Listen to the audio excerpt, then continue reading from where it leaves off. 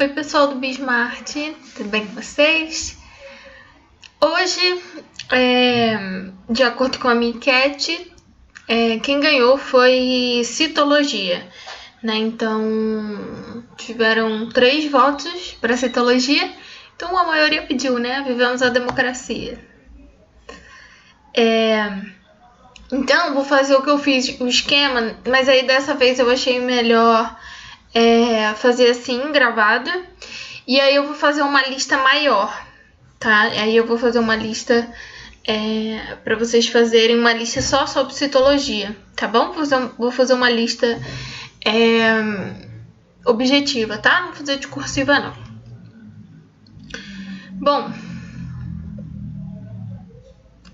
quando a gente estuda citologia, né? Vocês já estão cansados de saber, a gente vai estudar as células. E aí o primeiro tipo que a gente tem que conversar, né? A primeira coisa é conseguir diferenciar a célula procarionte da célula eucarionte, né? A célula procarionte é aquela célula que não tem a carioteca, que não tem a membrana plasmática, membrana nuclear, não plasmática. Não tem a carioteca. O pró, ele sempre quer dizer primeiro, né? E aí, então, seria o primitivo. Então, seriam antes da carioteca, tá? Quando a gente fala desses células, então, que são procariontes, a gente está falando das bactérias. As bactérias, elas então não tem a carioteca, né? A gente aqui está mostrando uma célula de bactéria, onde elas vão ter só o material genético, então, né, liberado ali no citoplasma. É claro que ele não fica de qualquer jeito ali, ele fica num local específico, mas ele não tem essa proteção, né, a mais que seria a carioteca. E eles têm ribossomos, não é? A célula procarionte tem ribossomo. O ribossomo, lembrando, né, gente, faz síntese proteica, tá? E aí, o ribossomo é a única organela que tem na célula procarionte. É única, só tem ribossomo, tá? Então, o que a gente tem aqui nessa célula? A gente tem material genético, que é o ADN, o DNA, né, aportuguesado. Tem o ribossomo. Que mais? A gente vai ter um plasmídio, que é aquele DNA circular que está ligado à resistência das bactérias. Eu não sei se vocês vão lembrar, quando a gente fala daquela parte de biotecnologia, que, né, fala de inserção de genes, lembram disso? Isso está ligado ao plasmídio. Então, o plasmídio, não é, esse DNA circular. E aí, em laboratório, quando, por exemplo, a pessoa quer fazer insulina, que hoje em dia é feita com bactéria, coloca o gene da insulina, né, insere no plasmídio, e aí o plasmídio vai levar esse gene até o DNA principal. Isso está ligado à resistência, por quê? Porque faz com que, se por exemplo, tem um grupo de bactérias, então, na sua garganta, você toma um antibiótico para acabar com elas. Quando a gente toma o antibiótico, a gente nunca vai matar 100%, a gente vai matar 99,999%. Por isso que a gente tem que tomar o tempo que o médico prescreve o antibiótico, né? Não adianta só tomar 1, 2 vezes, parar de doer e achar que tá tudo bem. E aí, essas bactérias que vão ficar resistentes, então, né, na sua garganta, elas podem passar esse DNA à frente, um DNA de resistência à frente, pelo plasmídio. Lembram disso, gente? Da conjugação, que é um tipo de reprodução das bactérias, que tem a troca do plasmídio, tá? Então, por isso que ela também pode causar, né, caracterizar a resistência da célula. Além disso, elas têm flagelos, né? Elas têm cílios, porque é a forma de locomoção dessas bactérias, tá? Sempre tá ligado à locomoção, e ele é constituído de flagelina. Existem vários tipos de bactérias, lembram disso? Cocos e tal, bacilos, mas aí eu não vou entrar nesse mérito agora não, tô falando mais da célula. cílios também para locomoção. E a gente vai ter uma membrana plasmática, né? Não se confunda igual eu me confundi, né? Falei que não tinha membrana. Tem membrana plasmática, não tem a nuclear, que é a carioteca. Então, a membrana plasmática, ela vai ser, né, uma camada fosfolipídica, né? Porque essas coisas são comuns, né, a todos os seres vivos, né? Uma membrana fosfolipídica. E a membrana, ela tá ligada a revestimento, né? Proteção e trocas, tá? Isso é muito importante. Essa permeabilidade seletiva que a membrana tem. Então, ela deixa entrar e ela deixa sair o que ela quer, tá? Ela consegue ter essa escolha, digamos assim, né? A parede celular. A parede celular, ela vai ser uma proteção que as bactérias têm, as células procariontes têm, porque a parede celular, ela acaba sendo mais rígida, né? Igual a gente viu isso nas plantas, né? Enfim, os fungos também têm. E aí, a gente tem ela serve para revestimento, né? E proteção também. E ela é formada de peptoglicano ou peptídeo-glicano, tá? Então, proteína e carboidrato, tudo bem?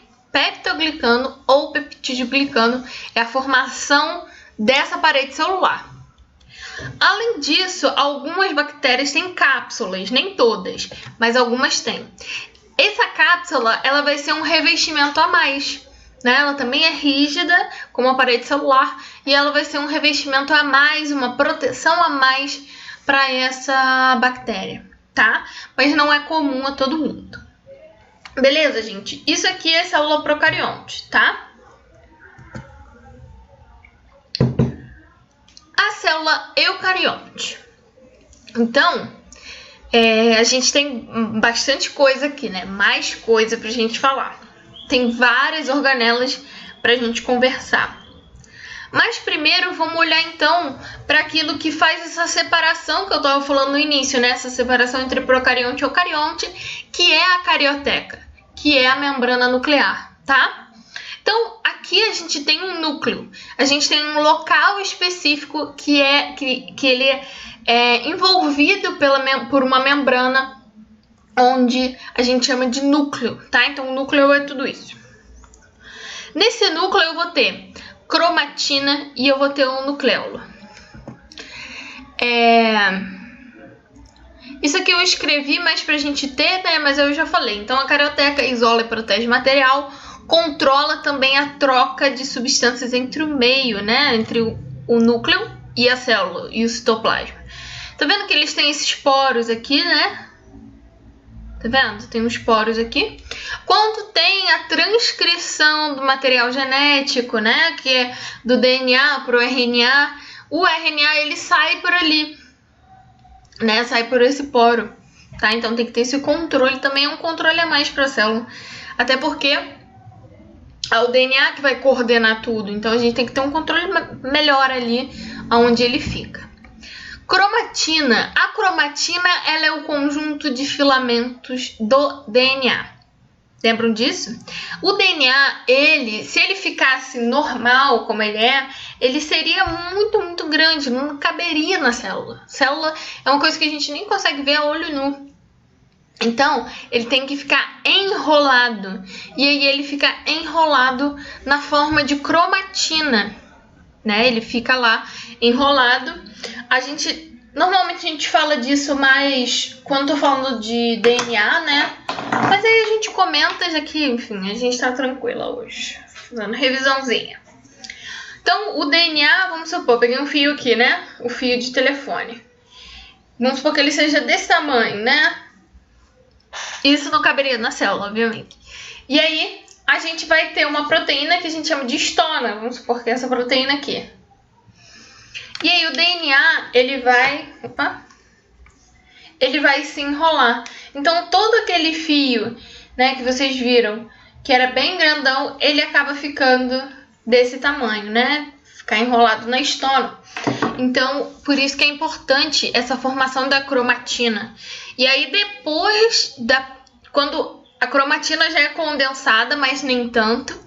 E aí, o ponto máximo de condensação do DNA é o cromossomo. E aí o cromossomo é o ponto máximo, que é o melhor ponto que dá para fazer a divisão celular, né? É o melhor. Enfim, falei a beça, né? Nucleolo. O nucleolo é esse local que tem a formação dos ribossomos. Lembra, gente? A gente tem um RNA ribossomático, é ele que vai dar origem aos ribossomos, tá? Então é no nucleolo que fica esse DNA ribossomático. Faz que a gente está falando do ribossomo, né? Lembrando que na célula eucariótica a gente tem o ribossomo também, que tem o mesmo, né, a mesma função, síntese de proteína, tá? Então, mesma coisinha, o ribossomo, ele tem como função a síntese das proteínas, a tradução, né? Já que a gente estava comentando, a transcrição e a tradução, tá? Bom, e aí então, se a gente for pensar numa proteína, para ela sair, ela vai ser transcrita, vai ser traduzida pelo ribossomo e ela tem que sair em algum momento, né? Quando ela sai, ela vai ser liberada por uma organela que a gente chama de complexo de Golgi, né? O complexo de Golgi, ele forma vesículas. Lembram daquelas vesículas da endocitose, da exocitose, que faz então essa saída ou a entrada, né, de substâncias, tá? E aí a gente fala que o complexo de Golgi, ele está ligado à secreção e armazenamento. Vamos lá. A secreção é quando a célula libera alguma coisa que vai ser usada, tá? Então, ela está liberando uma proteína, ela está liberando um hormônio, uma coisa que será usada pelo organismo como um todo. Porque aqui a gente está falando, nesse caso específico, a gente está falando de uma célula animal, né? Está falando de uma célula animal. E armazenamento também, ela pode armazenar, tá?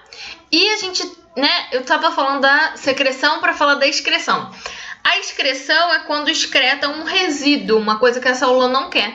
Então ela vai ser excretada, mas aí a forma dela sair vai ser a mesma, né? Vai ser vesiculada, vai entrar numa vesícula e aí vai ser liberada. Daqui a pouco a gente vai relembrar esses transportes por membrana, né? Beleza?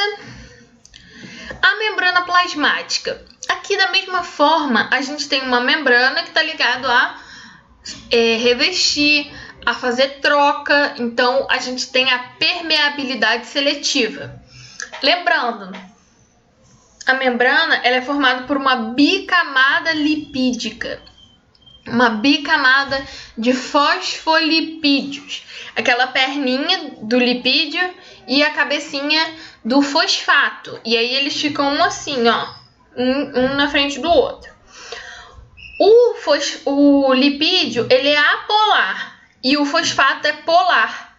Então, isso faz com que, por exemplo, a água consiga passar, né? Consegue passar. Claro que a água tem um canal, mas enfim. Vocês já estão ligados nisso.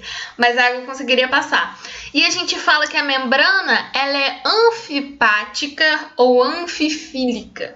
O anfi, lembra lá dos anfíbios? Significa 2. Então, isso significa que a membrana é polar e apolar. Ela é os dois juntos. Então, a gente chama de anfipática ou anfifílica. E na membrana, a gente tem o glicocálix, né, que é um tipo de... esse glicocálix que vai estar ligado à identificação das células, né? Então, quando a célula é lá no sistema imune, como a nossa célula de defesa sabe que uma célula é nossa e qual não é, porque ela reconhece pelo glicocálix, né?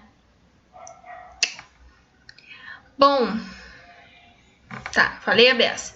Mitocôndria. A mitocôndria, ela é então essa célula, essa organela que tem essa entrada, né, da teoria endossimbiótica, lembram disso?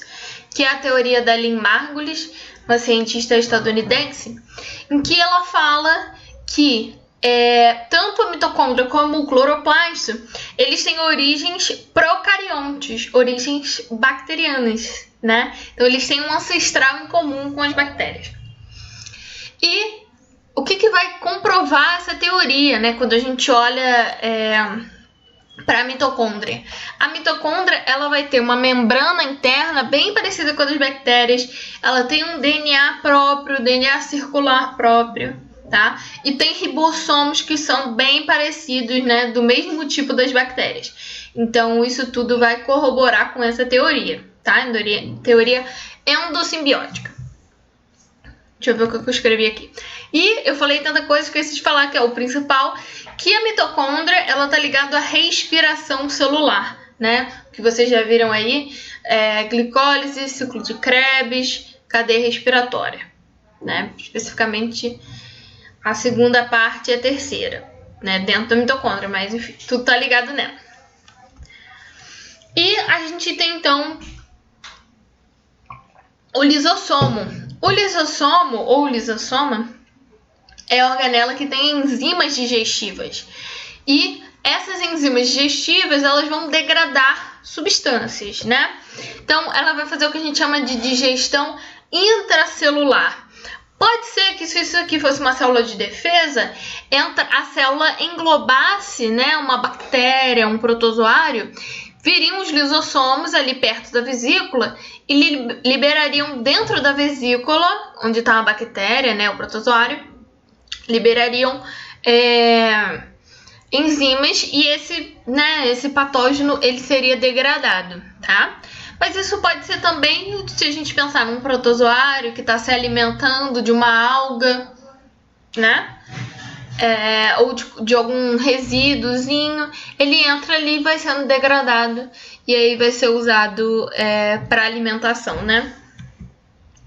Isso tudo tá ligado ao lisossomo, tá bom? Até, né, a morte programada das células, né, que a gente chama de apoptose, também tá ligada ao lisossomo.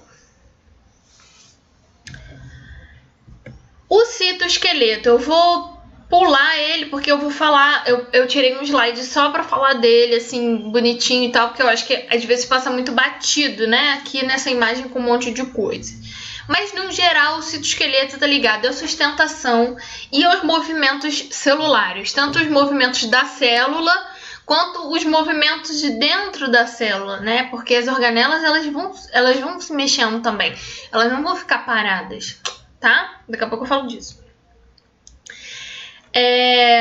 As células eucarióticas, elas podem ter microvilosidades também. Isso é bem comum. O grande exemplo que a gente dá são as células que ficam no intestino delgado, né? Ela já tem uma vilosidade, o tecido ele tem uma vilosidade, e aí no ápice de cada célula tem essas microvilosidades. E a microvilosidade, ela está ligada a aumentar uma superfície de contato, não é? Fazer com que tenha uma maior superfície, no caso do intestino delgado, para ter uma maior absorção dos nutrientes que foram quebrados nas etapas anteriores da digestão, tá? Então, maior superfície de contato. Perioxissomo. O perioxissomo, ele é um tipo de enzima um tipo de organela que também é repleta de enzimas, né? Especialmente a catalase. E ele vai anular substâncias tóxicas, principalmente o peróxido de hidrogênio, não é assim que fala? Peróxido de hidrogênio, que é a água oxigenada, tá? O H2O2, que é tóxico, né? E ele quebra em água. Centrosoma ou centríolos, também é um outro nome que a gente conhece, ele tá ligado ao fuso mitótico. Então é ele que vai dar origem ao fuso, que vai lá na hora da mitose, da meiose, pegar os cromossomos, então, e botar no meiozinho e separar, tá?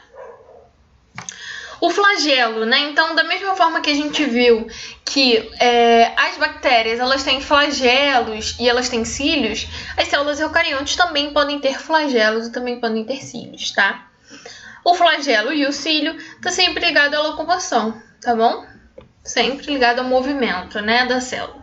Como a gente tem a célula do espermatozoide, né, enfim. E as células de plantas também, os anterozoides que a gente viu aí nas últimas aulas, né? Por fim, mas não menos importante, a gente tem o retículo endoplasmático. A gente tem dois tipos de retículo endoplasmático. E aí eu vou voltar naquele exemplo que eu estava dando bem no início, quando eu comecei a falar disso, do núcleo. Então, se eu tenho uma proteína ali que vai ser produzida e tal e vai sair da célula, então um hormônio, por exemplo, a gente vai ter a transcrição e a tradução. A tradução, ela já vai ser no retículo endoplasmático rugoso, porque é onde ficam os ribossomos. Cuidado, retículo endoplasmático rugoso, ele não faz a síntese proteica. Ele é o local da síntese proteica, é o lugar em que acontece, mas não é ele que faz, é o ribossomo que faz. Atenção nisso, tá? Ele é rugoso porque ele é todo cheio, né? Parece até um labirinto, assim, né? Por aí.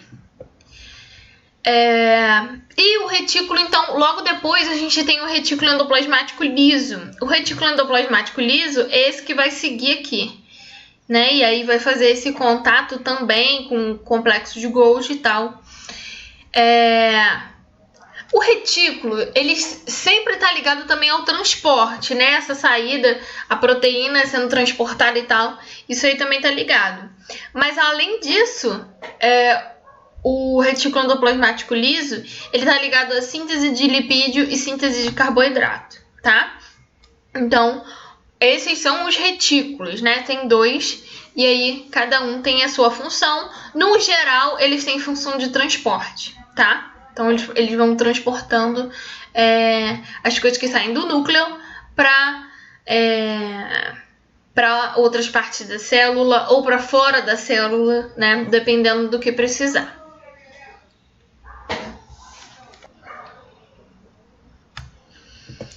Outra coisa que eu queria relembrar é que, além da microvilosidade, a gente pode ter desmossomos ou interdigitações. Desmossomos ele é bem mais comum em planta, não tão comum assim em animais, tá? Mas aqui no exemplo da célula tá mostrando tudo. A microvilosidade, como eu falei, né? Por exemplo, se a gente pensasse numa célula de intestino delgado, estaria mostrando aqui, bem no ápice. O desmossomo, então, ele é como se fosse uma presilha que fica entre uma célula e outra. Aqui, tá vendo? E as interdigitações, elas são, então, elas têm esse nome porque elas são como se fossem... como se fosse uma digital, assim, porque a membrana fica toda juntinha uma da outra. Não sei se faz sentido essa analogia. Mas o que é importante aqui nessa questão de desmossomo e interdigitação? Os dois estão ligados a aumentar a adesão entre células. Então, isso é muito importante em tecidos que são muito juntos, né? Que precisam ser justapostos, né? Se a gente pensar no tecido epitelial, tá? Tranquilo?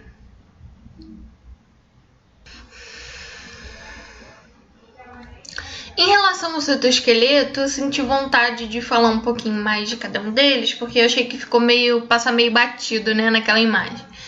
O citoesqueleto, no geral, ele está ligado à sustentação da célula, à movimentação da célula, tá?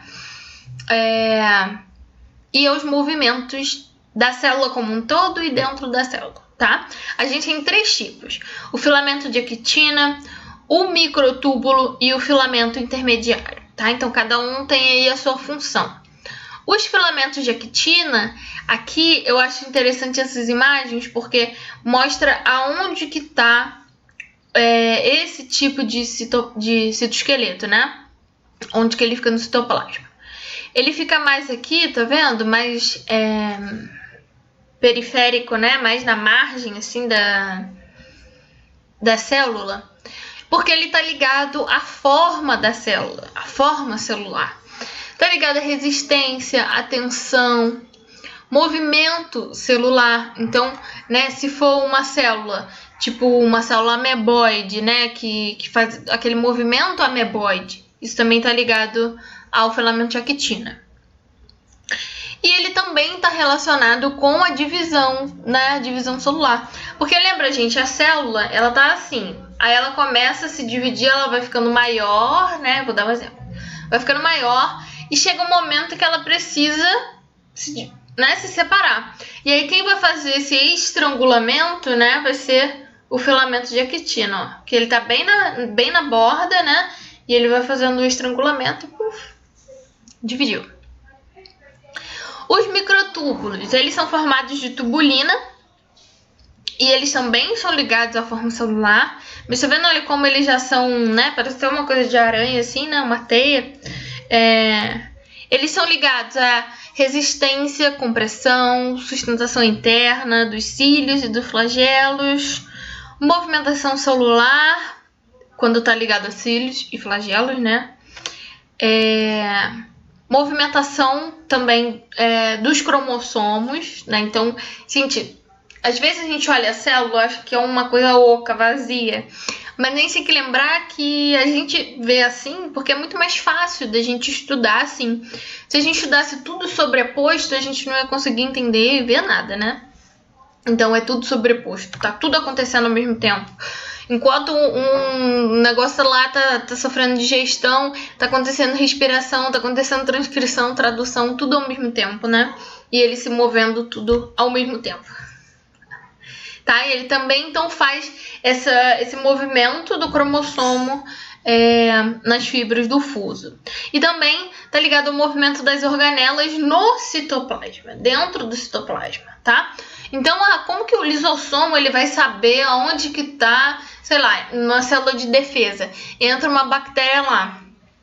Como que o lisossomo vai saber que a bactéria tá lá e que ele tem que ir lá? Vai ter uma sinalização e ele vai ser, então, levado, né, até onde está a vesícula. E aí ele é levado por conta do microtúbulo, tá? Filamento intermediário. Então aqui a gente consegue ver, tá vendo? Olha como os filamentos intermediários, eles estão presentes em toda a célula, né?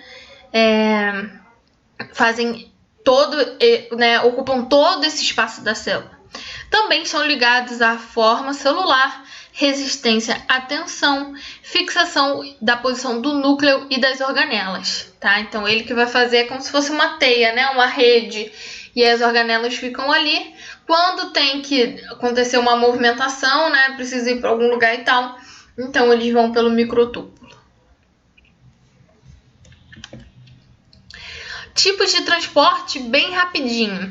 O transporte passivo é aquele transporte que não gasta energia. Então ele não precisa de ATP. Lembram disso? A gente tem dois grandes tipos. Primeiro é quando a gente tem a água que está sendo transportada.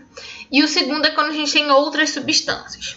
Quando a gente tem a água que está sendo transportada, a gente chama de osmose. E aí eu trouxe esses gifzinhos aqui pra gente lembrar que a gente tem a entrada ou a saída de água. Vamos lá, atenção ao gif. O meio isotônico é aquele meio em que tá tudo bem. A mesma concentração que eu tenho de água, né? Que aqui na biologia, quando a gente tá falando de solvente, a gente tá falando de água. E de soluto do lado de fora e do lado de dentro estão iguais, está tudo equilibrado. Então a célula, ela fica de boa. Olha essa célula aqui, essa hemácia, ela tá de boa, tá feliz, tá alegre. A carinha dela de alegre. Porém, entretanto, todavia, se o meio externo dessa célula, ele tem mais soluto do que a célula ela vai perder água para o meio, ela vai murchar. E aí o meio ele tá hipertônico em relação à célula. Lembram disso? Por exemplo, se a gente pegar uma salada, vou fazer uma salada, pego uma alface, corto e tal, coloco lá, eu coloco salzinho, coloco azeite. Se eu não comer toda essa salada, fiz assim só pra mim e aí guardei. Depois, quando eu for pegar, não vai estar cheio de água. A folha do alface vai estar murcha e vai estar cheio de água ali. Por quê? A gente adicionou soluto ao meio, né? Adicionou soluto do lado de fora. A gente adicionou sal. Então, a célula do alface ela vai perder água para o meio. A água vai sair da célula e vai para o meio. tá? Não esqueçam disso. E pode acontecer o contrário também. Se o meio estiver com pouco soluto, a tendência é que a água entre na célula. E aí ela vai entrar e ela vai ficar túrgida, né? Pode até explodir dependendo da célula. No caso da hemácia, pode até acontecer uma explosão aí. Isso significa que o meio está hipotônico em relação à célula. Então, eu tenho mais solvente do lado de fora do que dentro da célula, tá bom?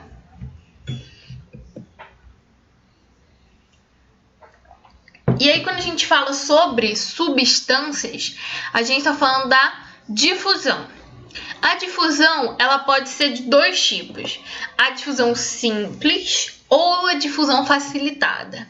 Ó, vamos pelo nome. Difusão simples. E a gente está falando de transporte de substância. Isso significa, então, se ela é simples, eu não preciso de nada para me ajudar. Eu consigo entrar direto.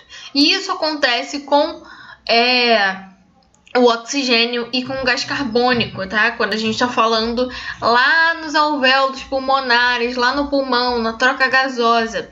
O oxigênio e o gás carbônico, eles conseguem passar, né? E eles não precisam de nada para facilitar. E não gasta nenhuma energia, porque a gente está falando de transporte passivo, tá?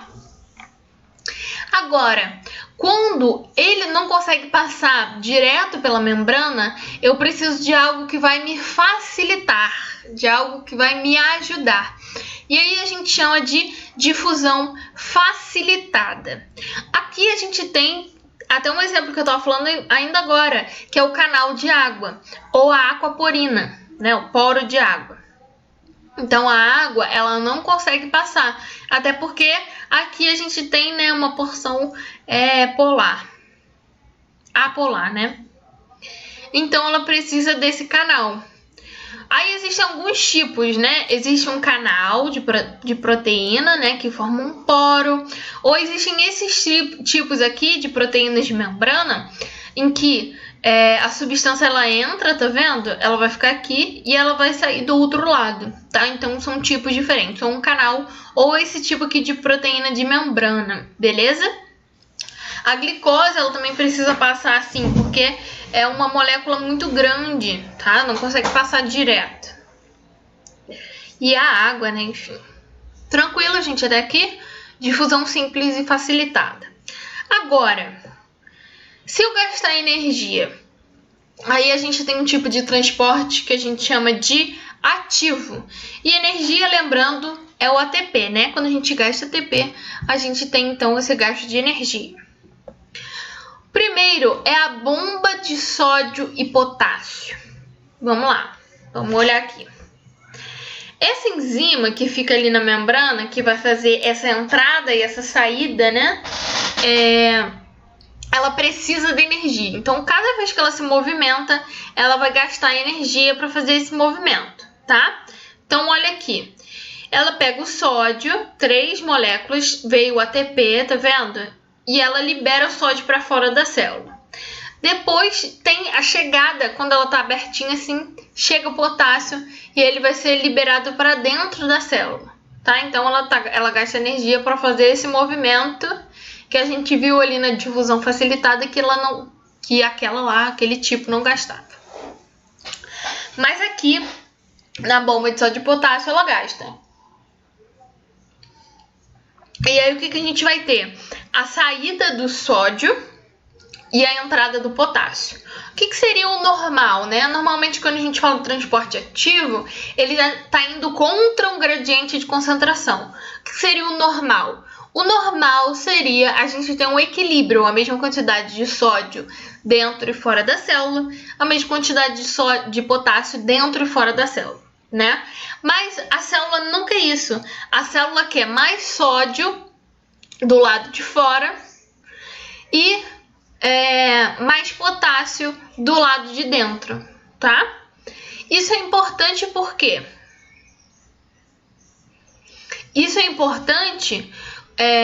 para quando a gente tem um impulso nervoso, né? A despolarização da membrana, a repolarização da membrana, lembram disso? né? Então, por isso que a gente tem essa bomba de sódio e potássio. Endocitose. Então, a endocitose é esse exemplo que eu estou dando aí desde o início da aula. Quando alguma coisa vai entrar na célula. Então, tem a formação de uma vesícula. E a vesícula, ela tem exatamente o mesmo material da membrana plasmática, né? Ela é uma camada lipídica. E aí, se for aí ela pode ser digerida, né? Como eu comentei do lisossomo, tá? Então, endocitose para dentro da célula. E a exocitose é para fora da célula, tá? Então, a vesícula, o exemplo que eu dei do hormônio. O hormônio foi produzido, né? Ele vai ficar ele vai ser empacotado, né? Eu gosto de falar às vezes que o complexo de Golgi é como se fosse o correio, empacota e manda, né? Então, ele vai empacotar essa substância e ele vai, então, excretar ou secretar, né? Vai mandar para fora da célula, tá? Então, aqui mostra bastante essa coisa que eu falei da membrana, né? Da vesícula, ela ser da mesma origem da membrana plasmática, tá? Que aí é mais fácil, né? Para todo mundo. Então, quando ele liberar, ele vai se unir aqui. E a membrana, gente, é um mosaico fluido. Lembram disso? Né? Desse nome. Eu quero mostrar uma coisa para vocês. Mas antes, tem que falar da célula vegetal. Qual é a diferença da célula animal para a célula vegetal? Aqui a gente vai ter algumas organelas a mais, tá? O primeiro tipo é o cloroplasto. O cloroplasto, ele é uma célula que faz fotossíntese. É a organela que faz a fotossíntese, né? Lá dentro tem a clorofila, o fotossistema. Isso vocês, né, já estão careca de saber. Aqui tá vendo, ó, tem o plasmodesmos também. Além do cloroplasto, a gente vai ter o vacúolo central. Isso, agora que a gente estava vendo essa coisa das plantas, né? Que a gente teve bastante tempo aí falando das plantas. Eu acho que a gente viu como o vacúolo, ele também tá ligado, né? Enfim, ele tem um papel osmótico, mas ele também armazena substâncias, tá? Então, ele também pode armazenar substâncias, né? Lembra do tecido do parênquima, que tem vacúolos bem grandes, os tecidos do parênquima que são de armazenamento, lembram disso? Tá? Então, além do papel osmótico, ele também armazena substâncias. Tem uma parede celular, isso aqui é importante também, é uma parede de celulose, tá? Ou de lignina, quando são aquelas células mortas que a gente viu da Suber. E tem uma outra organela que aqui nessa imagem não aparece, que é o glioxissomo. O glioxissomo, ele é um tipo de perioxissomo, só que ele vai fazer a quebra de ácido graxo em açúcar. Então, uma das muitas vias, né, de ter açúcar, de ter glicose, é você fazer essa quebra do ácido graxo, né, da gordura, em açúcar. Quem faz isso é o glioxissomo. Quando e onde? Na semente em germinação. Então, lembra, gente, que a gente conversou sobre a giberelina, que ela vai fazer a germinação, né, que ela vai induzir a germinação, estimular. Uma das funções vai ser a liberação, né? Vai estimular o glioxissomo a trabalhar. E aí ele vai começar a liberar o ácido graxo em açúcar, tá? E vai dar, né, o açúcar aí para o embrião começar a se desenvolver, tá bom? E aí agora então... tinha esquecido que eu tinha escrito ali. Revestir celulose, né? Parede celular. Eu quero mostrar para vocês essa simulação que eu achei muito legal. Enquanto ele vai abrindo aqui, eu vou bebendo uma água. Ele já abriu. Essa simulação, então vocês têm o link aí, né? Vocês vão ver também. Espero que não trave tanto. Talvez trave. É uma sala interativa em 3D.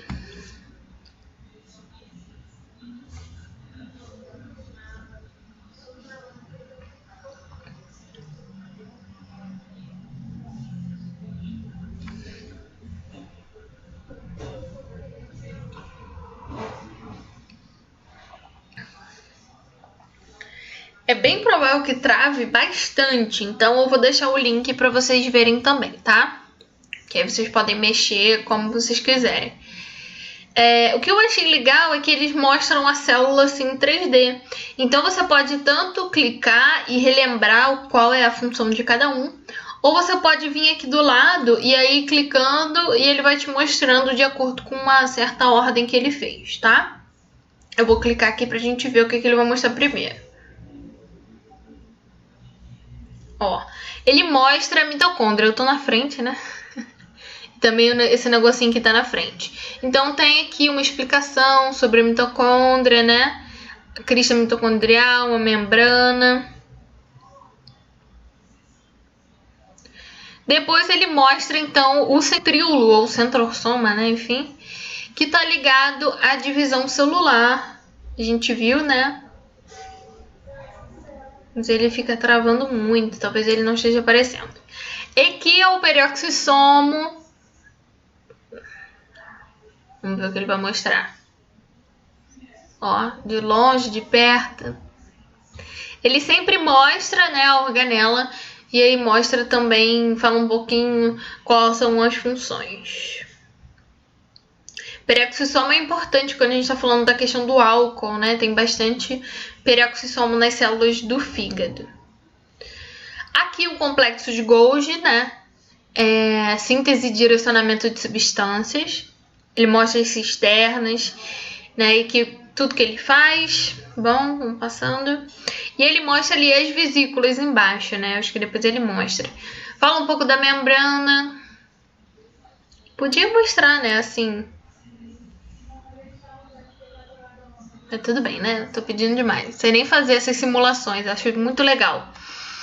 A vesícula, são essas vesículas aqui, então, que a gente tava falando. Tá vendo que eles botam um caminhãozinho, né? Que é o transporte aí por dentro da célula, pra fora, pra dentro, né? Ó.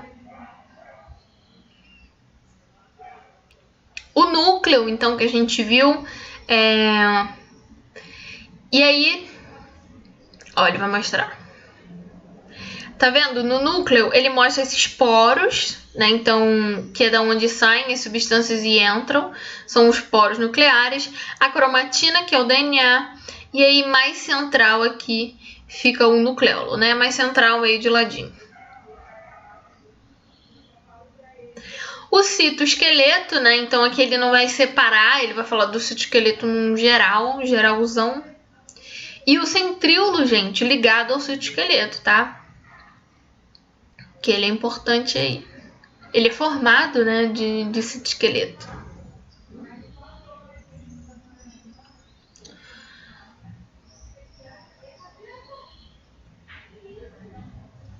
O que ele quer mostrar aqui? Eu acho que ele quer mostrar os lisossomos. Os lisossomos, então, ele tá mostrando aqui bem mais perto, né, do complexo de Golgi. Eles podiam ter botado uma outra cor, né, mas tudo bem. Que tá ligada à digestão celular. O retículo endoplasmático rugoso, né? Na verdade, aqui eu acho que ele tá falando do ribossomo, que seriam esses laranjinhas. O retículo endoplasmático rugoso, né? E agora aqui mostrando também o liso. E essa, gente, é a célula, né? 3D. Então, eu vou deixar... Deixa eu fechar.